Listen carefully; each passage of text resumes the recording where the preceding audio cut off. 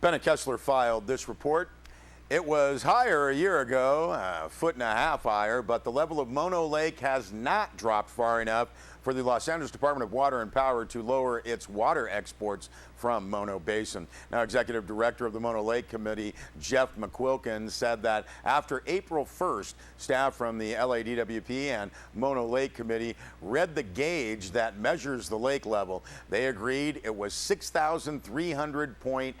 380.7 feet above sea level, and if the level reaches 6,380 feet, DWP must cut back its exports from 16,000 acre feet to 4,500 acre feet.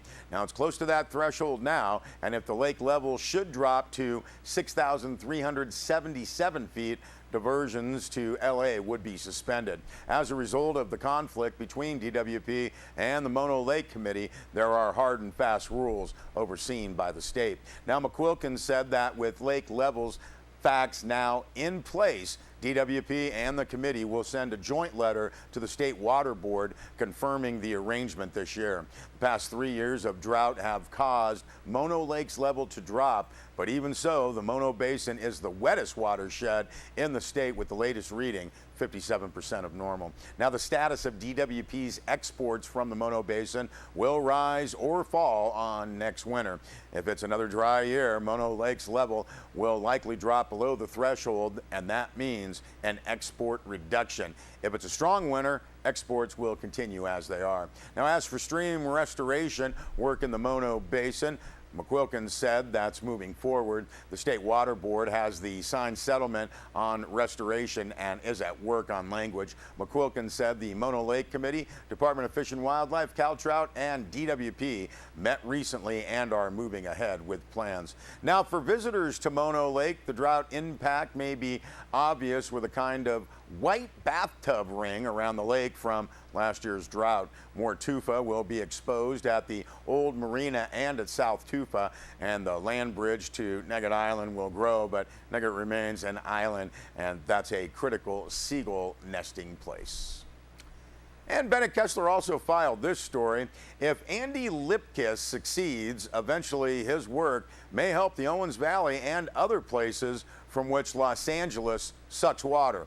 Gigi Coyle of Big Pine introduced Lipkiss recently when he offered a talk at the Mountain Light Gallery in Bishop about what he does. More than 50 people came to hear about Tree People, the organization Lipkiss founded 40 years ago when he was just 15 years old. Since then, the group has planted thousands of trees in Los Angeles and helped develop new ways to capture water in the Los Angeles basin. Now, what started as a modest group of people who wanted to save trees from LA smog has grown into a group supported by many governmental agencies and big corporations, including the Annenberg Foundation. Now, while many admire the work of Tree People, some here have noted that it's a bittersweet fact that as more trees grow in LA, they die in the Owens Valley. Now, Lipkiss told the crowd gathered that Tree People's mission is to inspire people to take personal responsibility for the urban environment.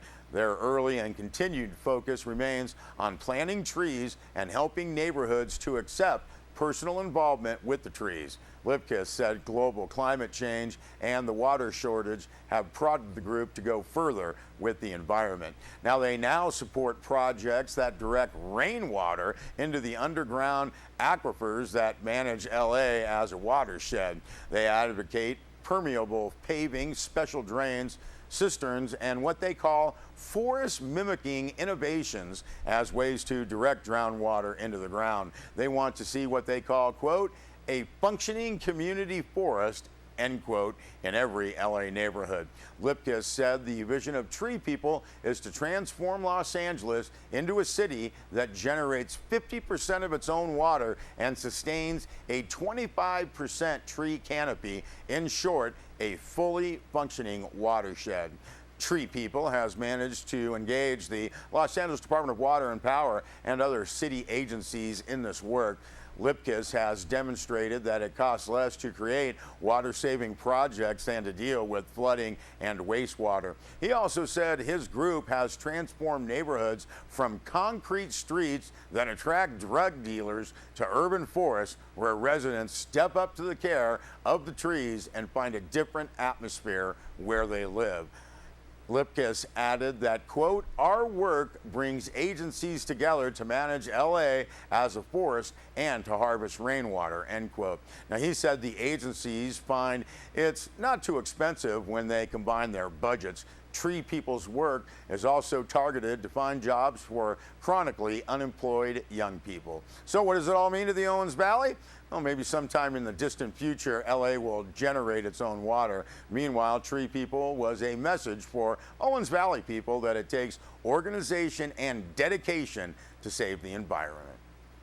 Hey, we want to congratulate, along with the Inyo County Sheriff's Office, Chris Hoodman and Brian Madera. Now, they're both deputies with the Inyo County Sheriff's Department. They recently completed graduating from Basic Peace Officer Academy, and that was class number 192 in Riverside, and that was at the Ben Clark Training Facility earlier this month. Now, trainees undergo 6 months of training in laws of arrest, traffic accident investigations, criminal investigating, high-speed defensive driving, firearms training, all while maintaining a high level of physical agility and fitness. Now, the course culminates with extensive testing. The graduating Peace Officer Academy Class 192 consisted of 47 men and women. Brian Madera, a 2006 Bishop Union High School graduate, and Christopher Hoodman, a 2007 Bishop Union High School grad, both started with the department as correctional officers before deciding to pursue a career as an Inyo County Sheriff's deputy. Sheriff's Office also would like to recognize Officer Madera's additional accolades from the Academy. Brian also broke the Academy's push-up record and finished first in overall physical fitness. And the Inyo County Sheriff's Office also wants to acknowledge Javier Nunez. He's a longtime kitchen staff employee of the Inyo County Sheriff's Department. And Nunez's son, Javier Nunez Jr., graduated as well from Basic Academy Class 192, and he's currently a deputy with the Riverside Sheriff's Office. And Sierra Wave Media's Rob Gill filed this story on a new business in Mammoth Lakes, MammothFunShop.com. Hi, I'm Rob Gill with Sierra Wave Television, and another new business has opened up in Mammoth Lakes, and today Sierra Wave TV talks to the owners of the MammothFunShop.com. So what made you guys decide to open this sort of shop in Mammoth right now? Well, first of all, kids need stuff to do that's not just outdoors. We want to provide toys and that sort of thing in here that they can use outdoors and enjoy the outdoors, but not everybody's into skiing, and if it's just or like fishing. Yeah, and if it's like some epic storm day, you gotta have a cozy puzzle with your hot chocolate and that kind of thing. Definitely. Where are you gonna get that? And so we've got some good art supplies and things to do for visitors who come up and realize, oh my gosh, I blew out my ACL, now what?